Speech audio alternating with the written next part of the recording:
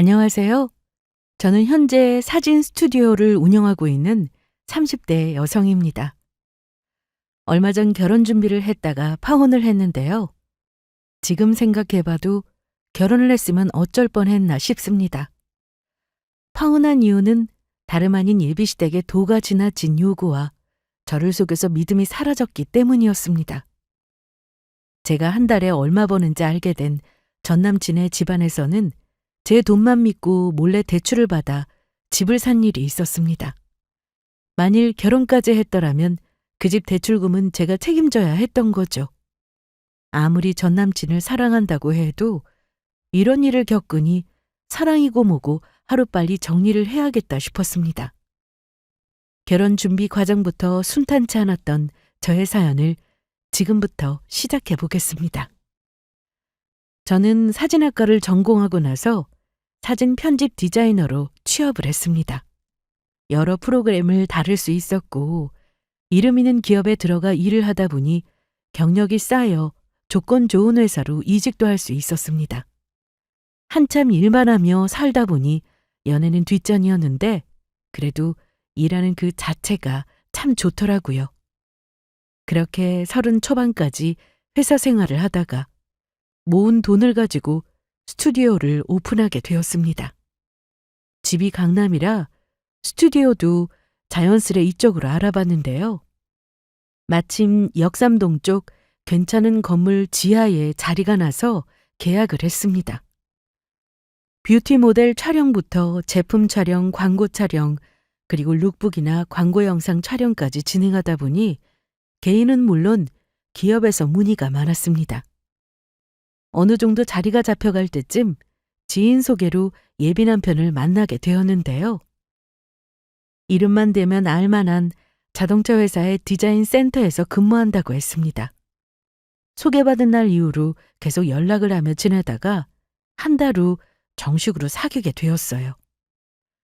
출퇴근 시간은 서로 비슷하긴 했으나 저는 예약이 있는 날은 주말에도 출근을 했고 오후 6시에 영업이 끝나는 것이 보통이었지만 작업이 길어지면 야근하는 날도 많았습니다. 저와 다르게 예비 남편은 야근은 거의 없었기에 퇴근 후 저를 보러 오는 날이 많았습니다. 왔어? 나 저기 앉아있을게. 일해. 금방 끝날 거야. 제가 한참 일하고 있으면 언제 왔는지 모르게 한쪽에 마련된 의자에 혼자 앉아있곤 했는데 인천에서 강남까지 오는 게 보통 일이 아님에도 자주 왔습니다. 오래 기다렸지? 피곤한데 집에 가서 쉬지? 보고 싶어서 왔어. 지금 8시 반이니까 얼른 정리하고 나가서 밥 먹자. 그래? 오늘 내가 저녁 살게. 같이 정리하자. 다른 커플들처럼 저희도 연애 초반에는 자주 만났습니다. 서로 사는 곳이 너무 멀었지만 그래도 서로를 향한 마음이 크다 보니 거리는 문제가 되지 않더라고요. 예비 남편에게는 여동생이 한 명 있었는데 가끔 여동생과 함께 스튜디오를 찾아오는 날도 있었습니다. 언니, 스튜디오 엄청 좋다. 나도 여기서 연예인처럼 사진 찍어줄 수 있어요? 그럼요. 저기 의자에 앉아봐요. 포즈가 어렵네. 언니가 알려줘봐요.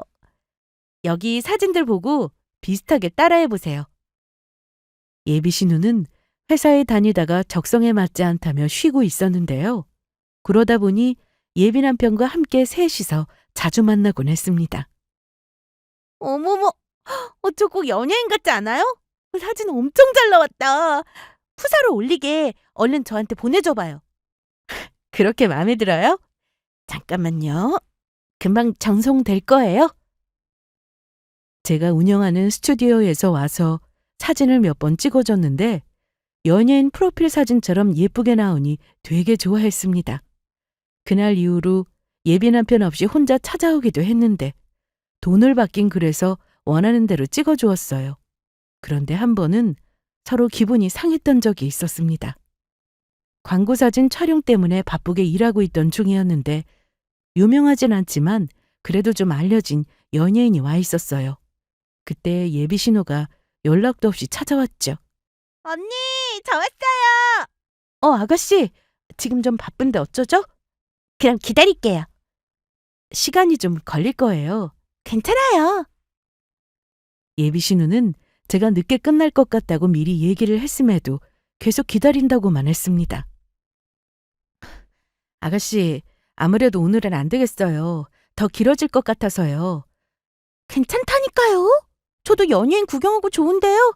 자, 신경 쓰지 말고 언니 일해요. 또 사진을 찍고 싶어서 온 건지 아니면 저랑 밥이라도 먹으려고 온 건지 말도 없었고 무작정 기다리기만 했습니다. 그런데 제가 너무 신경이 쓰이더라고요. 계속해서 오늘은 그냥 가라고 했지만 예비 신우는 말을 듣지 않았네요. 그렇게 촬영이 다 끝나고 나서 뒷정리를 하고 있는데 예비 신우가 저한테 다가오더니 언니, 너무한 거 아니에요? 제가 지금 몇 시간이나 기다린 줄 아냐고요. 아가씨, 제가 그래서 오래 걸릴 것 같으니까 오늘은 그만 가라고 했잖아요. 그래도 곧 끝날 줄 알았죠. 아, 참. 여기서 몇 시간을 기다린 거야. 직원들도 다 보는 곳에서 저한테 신경질을 내던 예비 신우는 짜증난다는 말을 반복하며 그렇게 돌아갔습니다. 사실 평소에 저한테 언니 언니 하면서 정말 잘했어요. 오빠만 있었는데 언니가 생겨서 너무 좋다며 먼저 다가와서 친하게 지내고 있었습니다. 그래서 예비 남편 없이 혼자 찾아오면 제가 밥도 사주고 커피도 사주고 했습니다. 저와 예비 남편은 연애를 시작한 지 1년이 지나고 2년이 다 되어가자 예전처럼 서로 자주 만나거나 하지는 않았습니다. 하지만 마음이 식었다거나 그런 건 아니었어요. 그래도 주말에는 꼭 만났고 평일에는 일주일에 한 번 정도 서로 약속을 하고 만났습니다. 전처럼 제가 일하는 곳까지 퇴근하고 찾아오는 일이 많이 줄었는데 그게 서운하거나 하지는 않았네요. 거리가 얼마나 먼지 제가 알고 있었기 때문이었죠. 항상 중간에서 만나거나 제가 인천으로 넘어가는 날도 많았습니다. 저희는 2년 가까이 만나다 보니 서로 편한 사이가 되었고 서로 결혼도 약속해서 연봉에 대해 투명하게 공개했어요. 그전까지는 대충 얼마 정도 번다 이 정도만 알았는데 세세한 건 전혀 몰랐거든요. 저는 월 1,000 정도의 수입을 내고 있었고 예비 남편은 상여금까지 다 합치면 월 700 정도 받는다고 했습니다. 저희 둘의 수입을 합쳐보니 적지 않아서 결혼을 하고 나서도 돈 걱정은 하지 않아도 되겠다 싶더라고요. 예비 남편은 저보다 나이가 4살이 더 많았는데 그래서 돈을 저보다 좀 더 모았겠다 싶었어요. 하지만 물어보니 예상과는 달랐습니다. 그런데 내가 쓴 것도 많아서 모은 게 많지 않네. 얼마나 되는데? 3,000 정도 되는 것 같아. 저는 그동안 부모님 도움으로 지출이 많지 않아 그래도 2억 가까이 모았는데 저에 비해 예비 남편은 모은 돈이 거의 없었습니다. 그리고 이때 얘기한 3,000이라는 돈도 나중에 알고 보니 없는 돈이었어요. 모은 게 전혀 없다고 말하기 그래서 저한테 거짓말을 했던 거였죠. 이때까지만 해도 저는 예비 남편을 향한 마음이 진심이었고 돈이야 앞으로 모으면 된다고 생각했습니다. 처음에는 반반 결혼을 생각했는데 예비 남편의 말을 듣고는 집은 저희 쪽에서 준비를 해야 하나 싶었어요. 우리 결혼하게 되면 남들처럼 예단이나 예물 이런 거에 돈 많이 쓰지 말자. 나도 같은 생각이야. 우리가 지금 제일 중요한 건 집이니까 집 얻는 데만 신경 쓰면 좋겠어. 맞아. 그런데 집값이 만만치가 않아서 큰일이네. 저희 집과 예비 남편의 집 중간으로 신혼집을 얻을 계획이었는데 아무래도 서울권이라 집값이 많이 높았습니다. 그래서 서로 능력껏 보태서 집을 구하고 가구나 가전 1월 혼수는 살면서 하나씩 마련해보자고 얘기를 나누었네요. 그래도 결혼이라는 게 집안끼리 서로 의견이 맞아야 하다 보니 저와 예비 남편은 각자 집에 가서 이 부분에 대해 말씀드리기로 했습니다. 전하야, 그럼 너희 생각대로 준비해봐. 정 상황이 안 되면은 집 얻는데 엄마랑 아빠가 보태줄게. 아니야, 부족한 건 대출 받아도 되는 거고. 이왕 대출 없이 시작하는 게 좋지. 나보다 건우 결혼할 때 집 해주세요. 누나, 나도 돈 열심히 모으고 있어. 그리고 나 결혼하려면 한참 멀었으니까 아빠가 해준다고 할 때 받아. 내가 직장이 없는 것도 아니고 돈 벌고 있는데 최대한 우리 힘으로 해볼게. 그리고 진짜 안 되겠다 싶으면 그때는 말씀드릴게요, 아빠. 저희 집에서는 그래도 제 의견을 존중해 주셨습니다. 엄마도 아빠와 생각이 같다고 하셨고요. 제 밑으로 남동생이 하나 있는데 그래도 누나가 결혼한다고 하니 뭐라도 해주려고 하더군요. 저는 어떻게든 집에 손 벌리고 싶지 않아서 결혼 준비하면서 어려운 점이 있으면 말씀드리겠다고 했습니다. 예비 남편의 집에서는 어떻게 얘기가 됐는지 궁금해 물었는데 아직 답이 없었습니다. 저는 그날 이후 예약도 많고 기획사에서 계약건도 좀 있어서 한동안 바쁘게 지냈어요. 그래서 저녁 늦게야 예비 남편과 통화를 했습니다. 이제 퇴근하는 거야? 오늘 좀 촬영이 많았어. 오빤 집이야? 난 아까 왔지. 피곤하겠다. 오늘은 빨리 집에 가서 씻고 바로 자고 싶어. 그래, 얼른 들어가.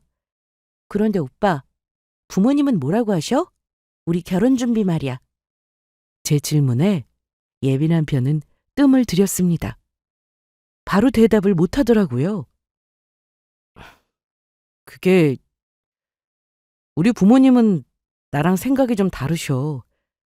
내가 어떻게든 설득할 거니까 너무 걱정 말고. 어떻게 다르다는 건데? 얘기가 좀 길어. 내일 금요일이니까 내가 오랜만에 퇴근하고 넘어갈게. 그때 보자. 그래, 그럼 내일 만나서 저녁 먹으면서 얘기하자. 그렇게 자세한 얘기는 듣지 못한 채 전화를 끊었고 이날은 집에 가자마자 피곤해서 바로 누워버렸습니다. 그리고 다음 날 저도 일을 일찍 마치고 예비 남편과 만나 저녁을 먹으러 갔어요. 오빠, 얼른 얘기 좀 해봐. 부모님께서 뭐라고 하셨어? 그게 예단이나 예물 이런 거 생략하자고 했더니 남들이 어떻게 보겠냐고 하시더라고. 최소 예단만큼은 하는 게 맞지 않냐고. 그래. 부모님은 뭐 우리랑 생각이 다를 수도 있지. 그치? 아무래도 부모님 의견도 고려해서 우리가 준비를 하는 게 맞지 않나 싶어. 그래도 최대한 우리가 얘기한 대로 할 수 있게 내가 노력해 볼게. 부모님이 너무 무리한 요구하시면 내가 중간에서 잘할 테니까 너무 걱정 마. 뭐, 이 정도는 문제가 된다고 생각하지 않았습니다. 상견례 때 진짜 문제가 터지고야 말았죠. 처음에는 저도 돈을 어느 정도 벌고 있으니 예비 남편 쪽에서 집을 못 해온다고 하면 제가 집을 하면 된다 생각했어요. 입장이 바뀌어서 제가 돈이 없고 예비 남편이 능력이 좋았다면 당연히 집을 해왔을 테니까요. 그래서 누가 집을 하든 그게 중요한 건 아니다 싶었고 서로 능력이 되는 대로 결혼 준비를 하면 될 거라 생각하고 있었습니다. 상견례 날짜가 잡히고 나서 예비 남편은 저희 집에 몇 번 인사를 왔었습니다. 저희 부모님도 좋아하셨는데요. 저를 많이 이해해주고 존중해주는 느낌을 받으셨다고 하더군요. 그래서 상견례 때 분위기도 좋을 것 같았고 예비 남편이 중간에서 알아서 잘 해주겠다 해서 믿고 만났습니다. 하지만 제 예상과는 다르게 분위기가 흘러갔습니다. 애들끼리 알아서 얘기를 다 한 모양이더라고요. 네, 저도 듣긴 했는데 둘이 알아서 준비하고 싶다고 하길래 해보라고 했습니다. 그러셨어요? 그런데 애들 살집이 좀 마음에 걸리네요? 네? 들어보니까 선화 회사가 강남이던데 신혼집을 중간으로 한다고 하더라고요. 말이 중간이지. 매일 걸어서 출퇴근하던 우리 아들이 갑자기 차 타고 다녀야 하면 불편할 텐데. 엄마, 괜찮아. 선아랑 다 얘기했다고. 네, 어머님. 지하철 타면 둘 다 회사까지 30분 정도 걸려요. 그래? 아침 출근길에 지하철 타면 힘들 텐데. 혹시 선아 네가 회사를 인천으로 옮기는 건 어때? 아니면 그만두던가. 예비 시모는 갑자기 제가 일하는 스튜디오를 인천으로 옮기면 어떠냐고 하셨습니다. 그래서 이미 자리도 잡았고 위치가 좋은 곳이라 어렵다고 말씀드렸습니다. 처음에는 예비 남편이 저와 얘기 나눈 그대로 말하다 보니 크게 문제가 되지 않았는데 갑자기 예비 시모 입장에서 말을 하더라고요. 그런데 선아야, 솔직히 나도 엄마랑 생각이 좀 비슷해. 출퇴근 그거 무시 못하잖아. 내가 회사를 인천으로 옮기고 신혼집도 인천으로 알아보면 어때? 예비 남편은 그동안 제가 하는 일이 멋지다고 해주고 응원도 해줬는데 갑자기 저런 말을 했습니다. 좀 당황스러웠죠. 그건 어려워. 나도 이제 자리 잡았고 연예 기획사에서 계약도 많이 들어오고 있는데 인천으로 갑자기 이전하게 되면 거리가 멀어지잖아. 그래, 네 말도 맞긴 한데 아이, 뭐가 맞는지 모르겠다. 전 이때부터 기분이 상했습니다. 알아서 얘기를 잘해주겠다던 예비 남편은 결국 자기 엄마 편만 들더라고요. 예비 시부는 술을 좋아하시는지 혼자 계속 드셨는데 아빠는 그래도 중요한 자리라 계속해서 결혼에 관한 질문을 했습니다. 하지만 예비 시부는 술에 취해서 대답도 안 하고 예비 시모가 거의 얘기하는 분위기였습니다. 이날 집은 어떻게 할 건지 그리고 혼수나 예단 예물 이런 부분에 대해서 전혀 의견 조율이 되지 않았습니다. 저희 집에서는 최대한 맞추려고 노력하고 집도 사정이 여의치 않으면 저희가 준비를 하겠다고 말씀드렸는데 계속해서 인천으로 신혼집을 얻어야 한다고만 고집을 피우시더라고요.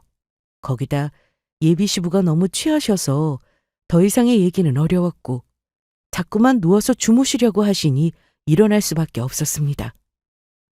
그렇게 아무 결론 난 거 없이 저희는 식사를 마치고 헤어졌습니다. 서로 사랑해서 결혼하려는 건데 결혼 준비하면서 왜 그렇게 많은 커플들이 헤어지는지 이해가 좀 되더라고요. 좀 너무하시네. 됐어, 그만해. 아무리 그래도 집을 우리가 해간다고 하면 위치는 양보를 해줘야지. 안 그래요? 아유, 얘기를 끝내고 헤어졌어야 했는데. 오빠 만나서 다시 얘기해 볼게요.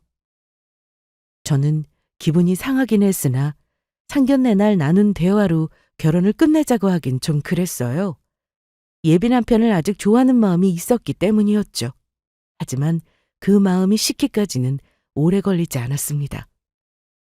얼마 뒤 저와 예비 남편은 다시 만났는데 그날 못했던 얘기들을 다시 했습니다.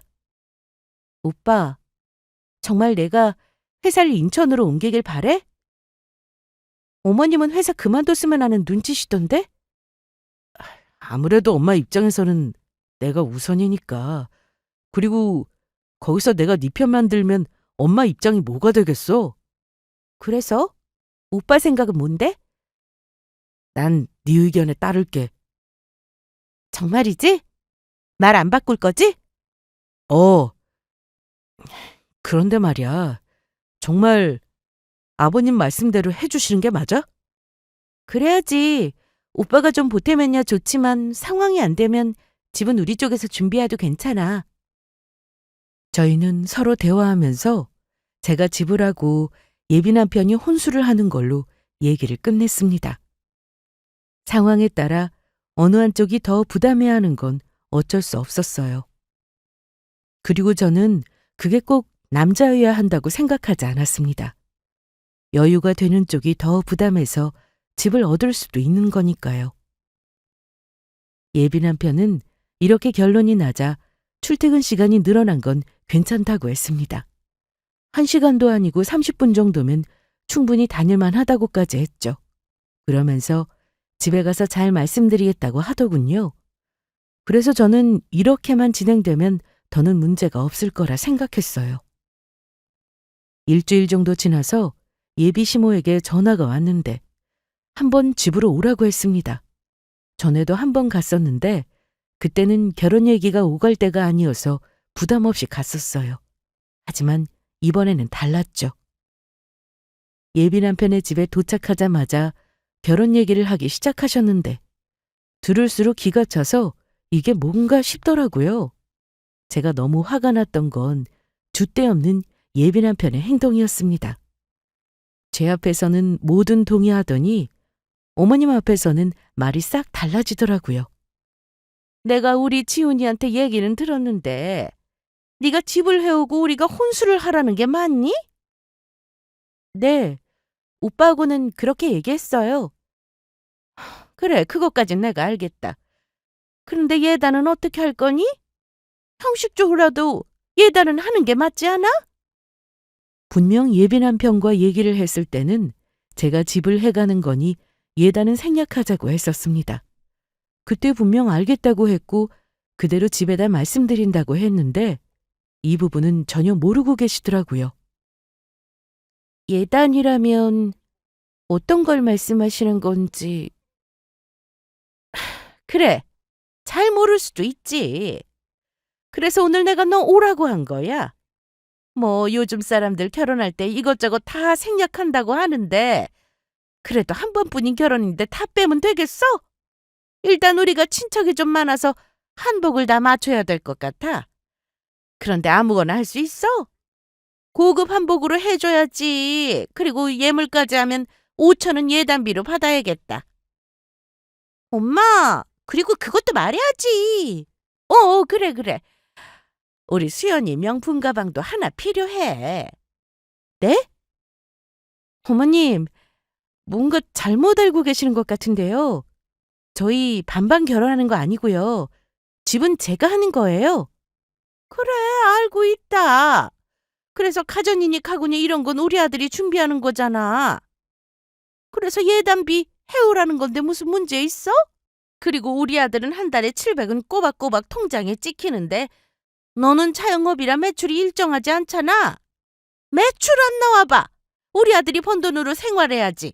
안 그래?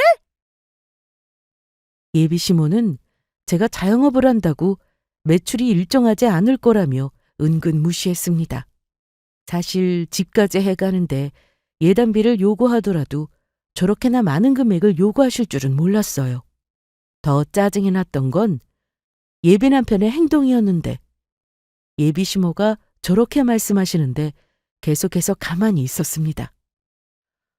생각해보니 맞는 말인 것 같다며 오히려 맞장구를 치기도 했죠. 평소 저한테 언니 하던 예비 신호도 이날만큼은 아주 뻔뻔하게 명품 가방을 사달라고 하니 사랑이고 뭐고 간에 이 결혼은 아니구나 하는 생각이 바로 들었습니다. 더 얘기를 나누고 싶지 않아 바로 일어났는데 예비 시부는 이날도 술만 드시며 아무 말씀 안 하셨어요. 결혼은 현실이니 사랑만으로 할 수 없는 게 맞구나 싶었습니다. 서로 양보하면서 준비하면 좋았을 텐데 이건 저만 양보해야 하는 결혼이니 마음이 돌아섰습니다. 선아야, 내가 데려다 줄게. 나 차 가지고 왔잖아. 혼자 갈게. 아, 맞다. 그럼 집에 가서 잘 말씀드려. 아까 우리 엄마가 얘기한 예단비 알지? 오빠, 나 생각 좀 해봐야 될 것 같아. 예단비? 아니, 우리 결혼 말이야. 야, 갑자기 그게 무슨 소리야? 생각을 해보다니. 나랑 결혼할 마음이 없어졌다는 거야? 그럼 이게 맞아? 내가 집 해가는데 어떻게 예단비를 요구하실 수 있어? 거기다 5천만 원이나. 그리고 아가씨 명품백까지. 요구대로 할 수는 있지만 일방적으로 나한테 요구만 하는 이 결혼을 내가 해야 해? 내가 오빠 사랑하니까 어떻게든 서로 의견 맞춰가면서 결혼하고 싶었어. 그런데 이건 해도 너무하잖아. 저는 그날 예비 남편과 크게 다투고 집으로 돌아왔습니다. 그리고 집에 와서 부모님께도 말씀을 드렸어요. 저희 아빠는 예비 남편을 마음에 들어 하셨는데 이런 집안인 걸 알게 되니 당연히 좋으실 리 없었습니다. 아빠, 이 결혼 정말 하는 게 맞아? 난 아닌 것 같아. 엄마랑 아빠는 너랑 지훈이만 좋다면 기분 좋게 다 해주고 싶었어. 그런데 들어보니 좀 아닌 것 같다. 예단비를 5천이나? 내가 봐도 누나 이 결혼하면 절대 행복하게 못 살 것 같아. 결혼도 하기 전에 돈도 나는데 결혼해봐. 이런 말이 안 나올 것 같아? 저는 좋아하는 마음만으로 이 모든 걸 끌어안고 결혼을 한다는 게 말이 안 된다 싶었습니다. 행복하게 가정 꾸리려고 결혼하는 건데 결혼 전부터 이런 식으로 너무 무리한 요구들을 당연하게 해오니 결혼하고 싶지 않았습니다. 그래서 고민 끝에 며칠 뒤 출근해서 예비 남편에게 전화를 했습니다. 오빠, 내가 생각 많이 해봤는데 이 결혼 말이야. 잠깐만 선아야. 내가 먼저 얘기할게. 너 그날 우리 집에서 그렇게 가고 나서 생각 많이 했어. 내가 부모님께도 잘 말씀드려서 예단비 그거 없애기로 했어. 요구 안 한다고. 그리고 네가 신혼집 때 오는데 어디에 집을 얻든 아무 신경 안 쓰기로 했어. 그러니까 이 결혼 생각해보자. 이런 말은 하지 마. 어? 정말이야? 오빠 생각이야? 아니면 당연히 우리 부모님하고 내 생각이지. 이거 나중에 말 바뀌거나 하지 않을 거니까 걱정하지 마. 나 정말 너랑 결혼해서 행복하게 살고 싶어. 그리고 수연이 명품백인지 뭔지 그거 살 필요도 없어. 집에서 놀고 먹으면서 무슨 명품을 바래? 그러니까 우리 예정대로 결혼 준비하자. 어? 저는 이 결혼을 취소할 생각으로 전화를 걸었는데 예비 남편이 오히려 먼저 제가 처음 말한 대로 다 따르겠다고 하더라고요. 그래서 마지막으로 믿어보기로 했습니다. 그래? 잘 됐다. 엄마도 너무 무리한 요구라고 생각했는데 사돈도 너무했나 싶으셨나 보네. 암튼 얘기 잘 됐으니까 걱정하지 마시라고 전화드렸어요. 예비 시댁에서 혹시나 말이 달라질까 걱정했는데 전혀 아니었습니다. 오히려 예비 시모는 저한테 전화하실 때면 아침은 먹었는지 쉬엄쉬엄 일하라고 하셨죠. 그뿐만이 아니었습니다. 언니, 저 왔어요. 아가씨, 연락도 없이 오늘은 언니한테 이것만 전해주고 가려고요. 이게 뭐예요? 엄마가 언니 먹으라고 도시락 싸줬어요. 이걸 다 어머님이 직접 만드셨어요? 엄마가 새벽같이 일어나서 만들더라고요. 암튼 난 전해졌어요. 가볼게요. 고마워요, 아가씨. 인천에서 강남까지 오려면 지하철을 타고 1시간이 넘게 걸리는데 도시락을 들고 힘들게 찾아온 예비 신우한테 너무 고맙고 또 미안했습니다. 그리고 감사하다고 말씀드리려고 바로 예비 시모에게도 전화를 드렸습니다. 어머님, 저예요. 그래, 선아야. 바쁜데 통화 괜찮아? 네, 어머님. 근데 뭘 이렇게 많이 보내셨어요? 맛이 있을런지 모르겠네. 딱 봐도 맛있어 보여요. 내가 그날은 미안했다. 말도 안 되는 요구를 해가지고 기분 상했었지? 미안해. 너희 둘만 잘 살면 되는 건데 욕심이 과했다. 둘이 잘 준비해봐. 집까지 해온다는 며느리가 어디 흔해? 우리는 그저 고맙게 생각할 테니 우리 신경 쓰지 말고 지훈이랑 싸우지 말고 준비해. 알았지? 감사합니다, 어머님. 그래, 바쁠 텐데 이만 끊자. 도시락 맛있게 먹고. 예비 시모는 전과는 확 달라진 태도를 보였습니다. 본인이 생각하기에도 너무했다고 생각이 드신 것 같았어요. 그래서 저는 잘 됐다 싶었죠. 그날 이후 저는 예비 남편과 만나서 집부터 알아보러 다녔습니다.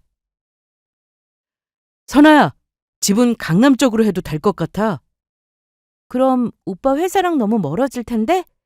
친구들한테 물어보니까 중간보다는 둘 중 한 사람한테 맞추는 게 낫다고 하더라고. 네가 인천으로 오는 것보다 내가 가는 게 낫지. 버스고 지하철이고 이동수단이야 많은데 뭐가 걱정이야? 그래도 회사까지 너무 힘들어서 안 돼. 중간으로 하자. 그게 맞아. 나야 뭐 네 의견에 따라야지. 예비 남편은 뭐든 제 의견에 따르겠다고 했고 특히 나중에 애라도 생기면 친정이 강남이니 신혼집도 강남이 어떻겠냐고 했습니다. 뭔가 저를 위해서 많이 양보해주고 있다는 게 느껴지다 보니 고마웠어요. 그날 이후로 저희는 시간이 되는 대로 집을 보러 다녔고 백화점에 들러 가전이나 가구도 보러 다녔습니다. 집을 계약한 건 아니었지만 어떤 가구가 좋을지 구경하러 갔었죠. 실컷 구경하고 나서 밥을 먹으러 갔습니다. 오빠, 저번에 모아놓은 돈이 3천 정도 있다고 했었지? 그게 엄마한테 한 번 더 물어봐야 돼. 그때는 3천이라고 했는데 지금 또 모르겠네. 그게 무슨 말이야? 오빠한테 돈이 있는 게 아니야? 그게 내 월급은 엄마가 관리하고 있거든. 그래서 얼마 모았는지 정확히는 잘 몰라. 월급을 어머님이 관리하시다니? 용돈을 드린다는 거야? 아님 월급 전체를 드린다는 거야? 월급 전체지. 아예 월급 통장을 엄마가 가지고 계셔. 좀 황당한 말이었습니다. 나이가 어린 것도 아니었고 30 중반이 훌쩍 넘었는데 아직도 월급을 엄마가 관리하고 있다고 하니 처음에는 믿기지가 않았어요. 그래서 여러 번 다시 물어봤지만 맞다고 했습니다. 그럼 결혼해서도 오빠 월급을 어머님이 관리하시는 거야? 그건 아직 얘기 안 해봤어. 아마 결혼하면 내가 관리하게 되겠지. 오빠, 그건 확실하게 해야지. 들어보니 예비 남편은 버는 족족 시댁에 갖다 주고 있었습니다. 월급 자체를 예비 시모가 관리한다고 했으니 말 다 했죠. 그래서 저는 이제라도 통장 받아와서 직접 관리하라고 했습니다. 결혼 전에 그 부분은 해결됐으면 좋겠어. 알았어. 내가 오늘 집에 가서 당장 그렇게 말씀드릴게. 내가 직접 관리한다고. 그런데 밥 먹으면서 한참 대화하고 있는데 갑자기 예비 신우가 왔습니다. 언니! 어머, 아가씨, 어떻게 알고 왔어요? 그게 아까 오빠한테 문자 보내는데 여기 있다고 하길래 마침 지나가는 길이어서 왔어요. 그랬구나. 아가씨 식사 안 했으면 같이 먹어요. 뭐 먹을래요? 아니에요. 저 먹고 와서 배 안 고파요. 그런데 언니는 정확히 얼마나 벌어요? 야, 뭘 그런 걸 물어. 아니, 전에 내가 듣기로는 오빠보다 더 번다고 해서 궁금해서 그러지. 맞아. 나보다 더 많이 벌어. 그렇게만 알고 있어. 저는 괜히 민망해서 웃고 말았는데 갑자기 이런 말을 했습니다. 그럼 대출은 문제 없겠네? 네? 대출이요? 아니에요. 돈 많이 버니까 대출도 잘 나오겠다 뭐 이런 거예요. 순간 느낌이 이상했습니다. 예비 신우가 그런 말을 하자 예비 남편은 그만하라며 눈치를 줬는데 대출 얘기가 괜히 나왔을 리 없다고 생각이 들었어요. 집을 같이 준비하는 것도 아니고 대출 받아가면서 준비할 게 없었거든요. 아무튼 예비 신우가 와서 분위기가 좀 이상하긴 했지만 식사 잘하고 그렇게 헤어졌네요. 그날 저녁 저는 통장 문제가 어떻게 해결이 되었나 궁금해서 자기 전 연락을 해봤습니다. 제 문자를 받은 예비 남편은 저에게 바로 전화를 했는데요. 아직 안 잤어? 이제 자려고 누웠지. 통장은 잘 말씀드렸어? 내가 이제 직접 관리하겠다고 하니까 엄마가 바로 주시더라. 정말? 잘 됐네. 혹시나 어머님이 안 주신다고 하실까 봐 걱정했는데. 안 주긴. 이제 나이도 있고 결혼도 하니까 내 월급은 내가 관리하는 게 맞지. 그런데 어머님이 돈 관리하셨으면 그래도 돈 많이 모으셨을 것 같은데 어때? 그건 나중에 만나서 얘기하자. 나 오늘은 좀 피곤해서. 저는 너무 늦은 시간이기도 하고 그래서 일단 전화를 끊었습니다. 그리고 한동안 일이 바빠서 예비 남편과는 만나지 못하고 전화통화만 하고 지냈어요. 일주일 정도를 그렇게 바쁘게 보내고 나서 드디어 예비 남편과 집 계약을 하려고 만났습니다. 오빠, 오늘 그 집 계약하는 거 알지? 알지. 그런데 너무 좋은 집 아니야? 강남이고 30평대 한두 푼도 아닐 텐데. 이미 다 결정난 건데 뭘 그렇게 신경 써. 계약은 이따 오후에 오라고 해서 일단 우리 커피라도 마시러 가자. 저희는 커피숍으로 자리를 옮겼고 지난번 통장 얘기를 다시 하기 시작했습니다. 오빠, 통장 얘기부터 해봐. 얼마나 모았어? 그게 돈이 없더라, 선아야. 없다니? 실은 우리 집에 빚이 좀 있었는데 내 월급으로 그 빚을 갚고 있었거든. 혹시 빚이 더 남았어? 아니야, 다 갚았어. 빚은 왜 생긴 거야? 엄마가 전에 식당 일을 하셨는데 그게 잘 안 되는 바람에 접었거든. 월세도 밀렸었고 대부업에서 대출받아서 식당 차린 거라 그 빚이 좀 많았었어. 그리고 아빠가 전에 주식한 게 있었는데 그때 빚까지 해서 내가 갚아드렸지 뭐. 대부업이면 이자 엄청 높을 텐데. 그래서 다 갚은 건 확실해? 엄마 말로는 맞다고 했어. 그러니까 통장도 바로 주신 거지. 저는 한숨만 나왔습니다. 그리고 이게 다가 아니었습니다. 예비 시모는 통장을 주는 조건으로 결혼해서도 생활비를 달라고 하셨답니다. 지금 예비 남편 말고는 돈을 버는 사람이 없었고 예비 신우도 놀고 있으니 답답하더라고요. 생활비를 얼마나 달라고 하시는 건데? 300만 원 말씀하시네. 300만 원? 너랑 내가 충분히 버니까 그 정도는 드릴 수 있지 않을까? 저는 순간 할 말을 잃었습니다. 생활비 300이 적은 돈도 아니었고 저와 미리 상의해서 결정된 돈도 아니었으니까요. 얘기를 나누다 보니 집 계약하러 갈 시간이 다 되었는데 이건 아니라는 생각이 자꾸 들어서 예비 남편에게 핑계를 대고는 집으로 돌아왔습니다. 선아야, 집 계약은 잘했어? 엄마, 나 이 결혼 하는 게 맞는 걸까? 갑자기 그게 무슨 말이야? 무슨 문제라도 생긴 거야? 오빠가 전에 3천 모았었다고 했는데 그 돈도 없대. 뭐? 어머님이 오빠 월급을 계속 관리하고 계셨는데 그 돈으로 빚을 갚았대. 아니, 빚이 얼마나 있었길래? 대부업에서 빌렸다는 거 보니 이자로 나간 돈이 어마어마했던 모양이야. 지금은 빚 없는 거 확실하대? 오빠 말로는 그래. 그런데 오빠도 정확히 모르는 것 같아. 어머님이 이제 빚 없다고 하셨다는데 뭘 보여주면서 얘기한 건 아니래. 그리고 생활비도 줘야 한대. 300만 원씩. 아니, 뭐가 이렇게 계속 나오니? 아들 돈으로 빚까지 갚았으면 됐지 생활비를 앞으로 달라고 했다고? 저는 고민이 될 수밖에 없었습니다. 예비 남편 연봉이 적은 건 아니어서 살면서 혼수야 채우면 되는 거고 더는 시댁에서 돈과 관련된 문제만 없다면 결혼하는데 무리는 없겠다 싶었습니다. 그런데 뭔가 찜찜했어요. 그래서 집 계약은 미루게 되었고 저는 생각할 시간이 필요했습니다. 예비 남편은 제가 이런 고민을 하는 줄 전혀 모르고 있었는데 얼마 뒤 이사를 했다면서 주소를 저에게 보내왔습니다. 선아야, 문자 받았지? 오빠. 언제 이사를 가신 거야? 얼마 안 됐어. 여기로 올 수 있어? 엄마가 너 좋아하는 꽃게탕 했어. 그리고 집 계약 어떻게 된 거냐고 자꾸 물어보셔서 그 얘기도 할 겸 집으로 와. 저는 잘 됐다 싶었습니다. 차라리 가서 정확하게 물어보자 싶더라고요. 생활비는 뭐고 빚은 정말 깨끗하게 다 갚은 건지 다 물어볼 생각이었어요. 주말이라 차도 막힐 듯해서 지하철을 타고 갔습니다.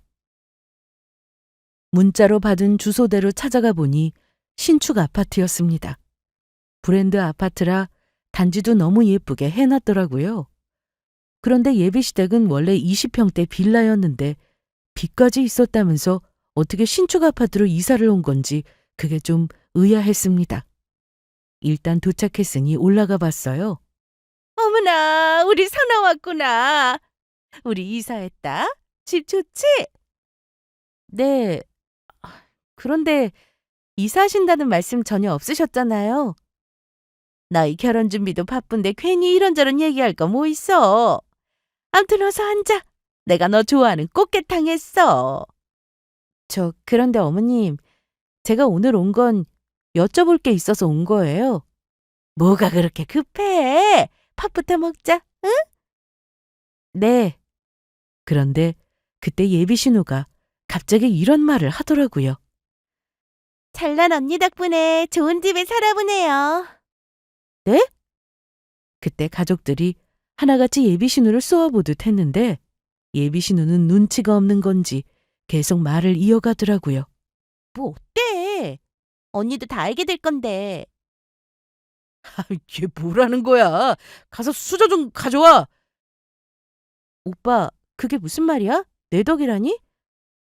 그게 엄마가 전부터 빌라 오래됐다고 너 인사 오기 전에 이사 가고 싶다고 하셨었거든. 그런데 이번에 이사하게 됐으니까 네 덕이라고 한 거야. 그런데 뭔가 좀 이상했습니다. 아무리 그렇다고 해도 예비 신우가 한 말이 자꾸만 마음에 걸리더라고요. 자자, 얼른 먹자. 내가 낮에 시장 가서 아주 싱싱한 꽃게 사왔어. 찬아야, 얼른 먹어봐. 네, 잘 먹겠습니다. 그런데 어머님, 생활비 얘기를 들었는데요. 그거.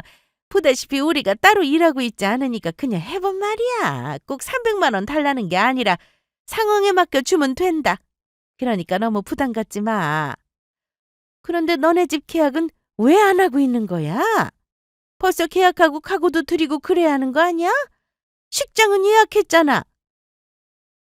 네, 좀 더 알아보고 결정하려고 미뤘어요. 왜? 마음에 드는 집이 또 있어? 네, 계약하면 말씀드릴게요. 그리고 혼수는 우리 쪽에서 문제없이 다 해줄 테니까 걱정 말고 집이나 계약해. 알았지? 가서 얘기를 나눠보니 생활비는 꼭 300만 원을 원하는 것도 아니었고 혼수도 알아서 해준다고 하셨습니다. 괜한 걱정을 한 건가 싶었죠. 그렇게 식사 후 집을 나왔는데 예비 남편이 집까지 데려다 준다고 했습니다. 참, 나 지갑 안 들고 왔다. 잠깐만 기다려. 천천히 다녀와. 저는 차 안에서 기다리고 있었는데 예비 남편이 핸드폰을 두고 갔더라고요. 계속해서 톡이 오길래 그냥 뒀는데 자세히 보니 가족방이라고 되어 있었습니다. 그런데 톡 내용 중 저한테는 어떻게든 비밀로 해야 한다는 메시지가 왔길래 안 볼 수가 없었습니다. 예비 남편이 오기 전에 저는 빨리 핸드폰을 열어서 메시지를 확인했는데 경악을 금치 못했네요. 예비 시댁이 이사한 집은 가족들이 풀 대출을 받아서 마련한 집이었습니다. 겨우 빚을 다 갚았는데 또 대출을 받은 거죠. 더 어이없었던 건 제가 매달 버는 돈이 적지 않으니 저만 바라보고 무리하게 이사를 한 거였습니다. 얼마 전 예비 신우가 저에게 대출이 잘 나오겠다고 했던 말이나 식사할 때 내 덕이라고 했던 말이 다 이해가 됐습니다. 빨리 결혼을 해야 제 돈을 마음대로 쓸 수 있을 거라며 집 계약부터 서두르라는 내용도 있었는데요. 그 전에 나눴던 대화 내용도 살펴보니 예비 신우는 신용불량자라는 것도 알게 됐습니다. 핸드폰도 예비 남편 명의로 사용하고 있었는데 요금이 밀렸다며 가족방에서 빨리 요금 내라는 말도 서로 주고받고 있었더라고요. 그야말로 온 가족이 예비 남편만 바라보며 살고 있었습니다. 그런데 결혼을 하게 되면 그 대상이 예비 남편에서 저로 바뀌게 되는 거였죠. 결혼해서 시댁에 용돈을 드리는 거야 이해합니다. 하지만 그게 당연한 건 아니잖아요. 저와 상의 한마디 없이 결정된 일이었고 거기다 신축 아파트를 떡하니 대출받아 사놓고는 그 빚을 저에게 떠넘기려 했다는 사실이 너무 화가 났습니다. 저는 바로 파혼을 결심했습니다. 제가 차 안에서 본인 핸드폰을 들여다보고 있자 예비 남편은 급하게 차를 타더니 야, 뭐 하는 거야? 왜 나한테 뭐 숨기는 거라도 있어? 내가 마음대로 네 폰 들여다보면 좋겠어? 저 봐. 난 오빠한테 숨기는 거 하나도 없으니까. 아니, 내 말은 말하고 보는 거랑 몰래 보는 거랑은 다르다 이거지. 기분 나쁘잖아. 기분 나쁜 건 나야. 그 통 내용은 뭐야? 이 집도 대출받아 산 거라며? 그 대출금 누가 갚는 거야? 오빠네 집에 돈 버는 사람 오빠뿐이잖아. 그동안 빚도 오빠 월급으로 다 갚았다면서 이번 대출금은 누가 갚는 건데? 저는 파혼하자고 얘기하고는 차에서 내려 택시를 잡아 타고 집으로 왔습니다. 그런데 그 뒤로 저를 따라왔는지 집 근처에서 내리자마자 얼마 뒤 예비 남편 차가 보이더라고요. 저는 더 이상 꼴도 보기 싫어서 집으로 들어가려고 했는데 급하게 뛰어온 예비 남편이 저를 붙들고는 선아야, 내 말도 좀 들어봐. 꺼져! 듣긴 뭘 들어? 돈 때문에 치사하게 결혼을 한 해 만에 이런 말 듣기 싫어서 어떻게든 내가 알아서 해보려고 했어. 그런데 그게 당연해? 내가 힘들게 번 돈이 오빠네 집 대출금 갚는 게 당연하냐고? 빚 다 갚은 건 맞아? 맞아. 진짜야. 그러니까 집 살 때 대출이 나왔지. 누구 이름으로 대출받은 건데? 그게 내 이름으로. 제정신 아니구나. 당장 혼수 준비할 돈도 없었으면서 대출받아 집을 사? 네가 뭐 걱정하는지 알아. 그런데 너 돈 안 쓸 거야. 내가 그렇게 할게. 내가 바보야? 다 봤어. 가족방이지 뭔지 거기서 내 월급 얘기하는 거 다 봤다고. 저는 다시는 찾아오지 말라고 얘기하고는 집으로 들어왔습니다. 부모님께도 다 말씀드렸더니 당장 이 결혼 없던 걸로 하자고 하시더라고요. 그런데 며칠 뒤 이번에는 예비시댁 식구들이 다 함께 저희 집을 찾아왔습니다. 저희 가족은 문을 열어주지 않았어요. 하지만 나올 때까지 기다린다고 하면서 몇 시간을 현관문 앞에 있더라고요. 결국 참다 못한 아빠가 나가셨습니다. 이보세요. 지금 뭐 하시는 겁니까? 저 선아 좀 만나려고 왔는데 집에 없어요? 할 말 있으시면 저하고 하세요. 그래도 선아 얼굴 보면서 오해도 좀 풀고 싶은데. 무슨 오해요? 선아야, 그거 다 오해야. 응? 내가 네 돈을 어떻게 쓰니? 저는 아주 침착하게 예비 시모에게 물었습니다. 보니까 아가씨 신용불량자던데 아가씨 앞으로 남은 빚도 있잖아요. 거기다 아파트 대출금은 대체 어떻게 갚으실 거냐고요. 제 돈 안 쓴다고만 하지 말고 말씀을 해보세요. 그게 우리 아들이 번 돈도 있고. 아우, 왜 말을 못해? 언니가 월천은 버는데 그 돈으로 갚기로 했잖아. 눈치가 없어도 너무 없던 예비 신우는 이 상황에서 아주 결정적인 말을 해버렸습니다. 결국 제 돈으로 어떻게든 갚을 생각이었던 겁니다. 저 이런 집안이랑 결혼하면 인생 꼬일 것 같으니까 이 결혼 절대 못해요. 그리고 이미 파혼이라고 얘기했고요. 그러니까 다시는 찾아오지 마세요. 그런데 제가 거지 같다고 한 말에 기분이 나쁘다던 예비 남편은 야, 나도 돈 벌 만큼 벌어. 거지? 말이면 다야? 그럼 그 빚 네가 다 갚으면서 살면 되겠네. 이게 진짜 이보게. 어디서 손을 올리나? 이거 놓으세요. 팔 부러져요. 지금 당장 돌아가지 않으면 경찰 부를 테니 그런 줄 알게. 그러자 예비 시댁 식구들은 도망치듯 다 같이 돌아갔습니다. 창피한 것도 모르는 건지 어떻게 우르르 몰려와서 저럴 수가 있는지 돌아가고 나서도 저는 온몸에 소름이 끼쳤습니다. 결혼 취소로 식장 위약금을 물어야 하는 것은 물론 엄청난 빚까지 생겼으니 어떻게든 제가 마음을 돌리긴 바랬겠지만 저는 그럴 마음이 전혀 없었습니다. 파혼 후 저는 조금의 미련도 남지 않았고 신혼집으로 계약하려던 집은 미리 취소를 해두어서 저는 계약금을 날리는 일도 없었습니다. 그날 이후로 저는 일에만 열중하며 지냈습니다. 그 결과 지하에서 벗어나 평수를 넓혀 스튜디오 확장을 이전했습니다. 주말까지 풀로 예약이 차는 날도 많았고 기획사와 계약 기간도 늘어나 유명 연예인들 촬영도 많이 했습니다. 전 남친을 저에게 소개해 주었던 지인은 파혼 소식을 듣고 되게 미안해 했는데요. 지금은 다시 빌라로 이사 가서 산다고 하더라고요. 아마 어마어마한 대출금을 갚기에는 능력 부족이었을 겁니다. 그리고 더는 그 사람들 소식을 전하지 말라고 부탁했어요. 들을 필요도 없고 듣고 싶지도 않았으니까요. 저는 현재 일하는 게 너무 좋아서 연애는 하고 있지 않습니다. 언젠가 좋은 인연이 생긴다면 모를까. 지금은 사진 찍으며 사는 게 제일 행복하네요. 하마터면 결혼해서 빚 갚으며 힘들게 살 뻔했는데 빨리 끊어내지 못한 게 좀 아쉽지만 그래도 잘한 결정이라 생각합니다. 제 이야기는 여기서 이만 마칠게요.